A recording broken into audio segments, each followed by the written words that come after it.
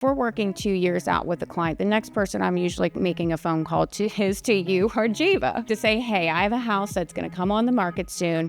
They need to sell this house because of blank. There's a financial reason behind it. Usually if we're moving into a community, we're using that cost or the sale of the home to fund the next step of, the transition. At that point, we set the goals to say, hey, this is a timeline. This is what we need to do. We need to bring a stager in here. We need to figure out X, Y, Z with the real estate agent. And in order to do that, what do we need to get rid of in the house to make the house presentable enough to start that process? So if we are working 2 years out, we're 6 months in, we create goals that the client can do themselves. We create goals that we can come in and help them with. We create the project plan to say, if our goal is to be here by this day, what do we need to do to get there? And so the goals are generally made by what the client needs within that current time frame. And granted, 2 years is a far out amount of time. So there's a timeline for every use case. It's more or less when you're getting in front of downsizing, have that underlying gut feeling, it's time to sell my house. I've been there for decades at this point. We're talking about generations were raised in these houses. That next step should be as far out as 2 years.